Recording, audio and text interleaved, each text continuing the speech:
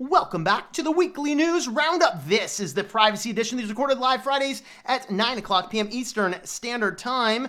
Go ahead and catch the show live to interact with the whole thing. See it all at once, or you can just catch these little short edited clips as well. Before we dive on into the news, you can help support the channel by checking out the affiliates page. Here's one thing I'm going to say, guys. I hope I'm not going to sound this as groveling, but as this is impacting our economy for a little bit, turn off ad blockers on YouTube if you could. It doesn't cost you anything. It might be annoying to watch a rollover video, but it would actually help us because a lot of us YouTubers' income has dropped in light of this. Just a thought, just a suggestion. But if you want to help in other ways, Amazon is still, I think, shipping to some places, maybe. You might have a Kung Flu infested delivery guy, but you know. I do have Mint Mobile as well on cell phones and Grammar Checker that does not store all of your data like Grammarly does. A couple web hostings, a couple VPNs, and some podcasting stuff there as well if you want to help support the channel. Let's dive on into the first story here. The ACLU is demanding Homeland Security, CPB, ICE, TSA, and a whole bunch of other three-letter alphabet soup from the Americas hand over records on facial recognition at the border. So this basically, it's boiling down to their summary here. Government agencies are notoriously slippery when it comes to any attempt at probing their use of controversial technologies. So basically they're saying, we got a lot of problems and we'd like to know to what extent are people actually utilizing these systems out there on the borders. And you know what I find? Never mind, I'm not going to go there. Anyway, privacy advocates believe that facial recognition in particular can enable persistent, undetectable government surveillance on a massive scale that erodes everybody's expectations of privacy. And I think that this is a good thing for them to be calling for this release, because the problem is they could be scooping up a lot of Americans whose privacy rights are being infringed on in the dragnet of this entire system. And so this here is certainly a thing to keep in mind. So, of course, this kind of goes back to when ACLU sued Homeland Security for the Stingray phone surveillance. Now they kind of, they want to know about the phone. Now they want to know about the other guys here as well. All right, moving on. Google strips location sharing from Google Hangouts, and for some reason, tech articles are saying this is a bad thing. Why? Now, it's not entirely like, hey, they're not collecting any form of data at all. Basically, what they're doing here is, it says here, Google seemed determined to kill its best messaging app. We don't need my location sharing for Google Hangouts. I'm baffled over this. Now, of course, they're saying, you can still get in by real-time location sharing through Google Maps. So basically, you integrate those two together to get that type of sharing. But I'm okay if they strip location sharing out of Google Hangouts. I have no idea. It's like, this is what, it's like the same problem with that TDS syndrome, right? Some people can only see the negative, companies do. Some people are like, I can only see the negative in what Google does. I don't only see the negative what Google does. I want to warn you about some of the dangers. Same thing with here checking the Discord on the Mac, causing a controversy here before I started to record. Whoa, the green screen went crazy. That's not the green screen you're looking for. Anyway, I got this. Somebody sent it to me. A friend of mine sent it to me. Didn't have a use for it. I was able to refresh one of the latest Mac OSs on it, and it's just small enough and convenient enough that I can set it off to the side and I can actually monitor Discord at the same time as I'm monitoring this. I'm not switching to Mac or things. I still hate the Mac UI. I think it's annoyingly painful to work with, but it's a very convenient, good setup system. I can praise Mac for that in that respect with this particular little MacBook Air. It's working for me. It's good. All right. Now, same thing with Google. Yes, there are a lot of issues and a lot of problems with Google, but let's call out the good things we do it. Taking location services out of an app is a good thing. Good. Keep it up. Take location services out of everything, except maybe the maps. I don't care. Oh boy. But anyway. Less coffee. All right. Next story. From The Verge, advocacy group calls for Zoom to release a transparency report. Of course, Zoom right now is getting a whole ton more use because of the Voldemort virus. And so a lot more people are using it. Well, Access Now has just published an open letter to Zoom in the middle of all this crazy stuff saying, hey, we want a transparency report. Because Google, Microsoft, all these other companies, Apple, they're all releasing what they're calling a transparency report. Now, the transparency report mostly is just what degree has the government asked you for information on our users. That's really what's up with the transparency report. It turns out, though, that Zoom has never released one.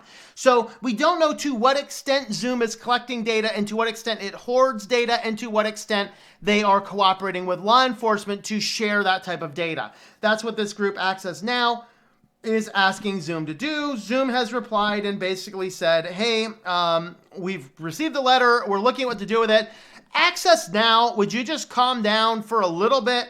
I get and hear your concerns, and hopefully the concerns will be addressed. But right now, Zoom probably is under crisis like everybody else is under crisis right now because of the mass use of schools using Zoom right now, really upping the bandwidth, which maybe, yeah, transparency reports right after this happens is probably a good thing. I received a letter from the management company here still wanting me to create the online account. If you have not yet created your online account through this really sketchy company that does not publish its privacy policies and terms of service on their website, then please go ahead and do that now. I'm sorry, I'm not going to act as a person in crisis, and I'm not going to act as a person that's desperate. If you'd like my rent check, you can open up your office, or I'll hold it here until such time you're open, or I'll go and give it to the owner who actually lives very close to me. There's a thought. I'm not going to act in panic here. I'm not going to go on, I'm going to go and create an online account because I'm afraid to go downtown. I might contract the Kung Flu.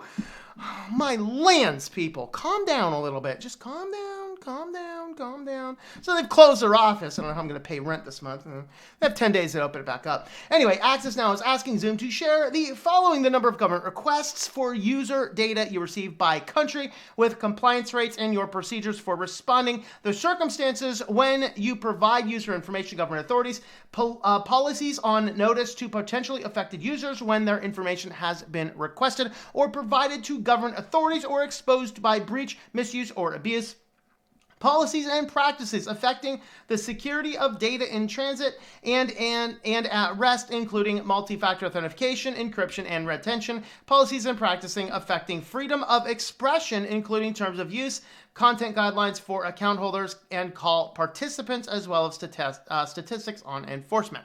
So they're asking that, and basically they said, yeah, we will respond to it. They're looking into it to, see what would happen there. All right, next, iPhone and iPad. Talking about Apple products, iPhone and iPad are apparently snooping on Pasteboard data.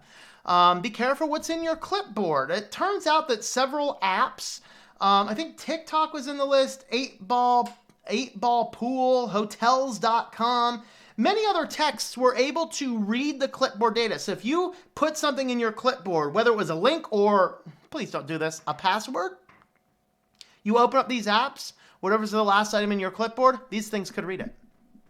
Very interesting. They could kind of glean some more information. So iOS and iPad OS apps have unrestricted access to system-wide Pasteboard, which is the clipboard as of iOS 13.3. So new vulnerability. Text left in Pasteboard may be inconsequential, but it could also be highly sensitive, such as passwords or financial information. Potential security vulnerability has been previously investigated, where they found that precise location information was leaking through a single Pasteboard. Diverse range of apps from popular games, social networking apps, and news apps, major news organizations such as Fox News, Wall Street Journal were examined using standard Apple-developed tools. Many of these apps do not provide any UI that manages text, yet they can read text content of the Pasteboard every time they are opened. So just be aware of that. That's exciting. And on to our feature story. New York City Subway's new tap-to-pay system has a hidden cost. The rider data. All right, so this is the company behind this. What is it? Let's see. So OMNY. Geez, I am not going to be able to say that. But anyway, this company has developed these contactless pay systems, not only for New York, but a variety of other places. And they have this very interesting terms of service and privacy policy that you need to be aware of, particularly if you're in New York City. And basically what they're doing is their privacy policy has a lot of fun things. Now, I think we reported on it. I know I saw it in the news. I can't remember if I reported on it. When some people going through reportedly were charged twice for a single visit through. What was happening is the NCF on the phone was getting too close to the sensor, so people would come up, pay with their card, but their phone would be close up to the sensor, so it would pay with the phone at the same time. They actually have buried in their terms of service that they do not have to pay back for this. For those guys that got a refund on that, you can thank Apple. It was Apple who took their money out and paid it back. The company kept it from Apple. And so the terms of service basically says, hey, if we double charge you, so what? It doesn't matter. Also, though, because a lot of the MTA cards are saying, oh, do away with the cards, everyone's using a smartphone, just use the smartphone app instead. If you're using the smartphone app, it basically has access to a full range of about everything on your phone, and very few people are aware of what's being collected.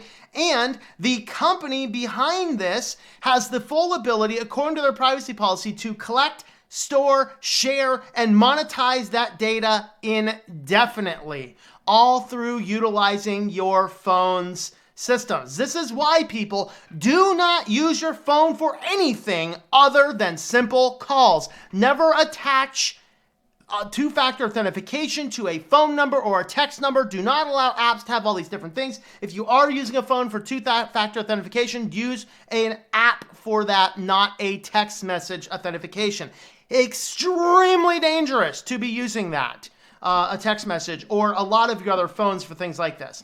This is why I'm holding back so much against this stupid rental agency. No, I'm not creating an online account through your very, very, very shady third-party company that I know more about than you do. They're not a good company. Same thing. Hold back. Be a little bit more inconvenient because your privacy is at stake. So thanks for watching the privacy news here. You can help support the channel, switchedtolinux.com/support for all of the up-to-date ways how you can support the channel.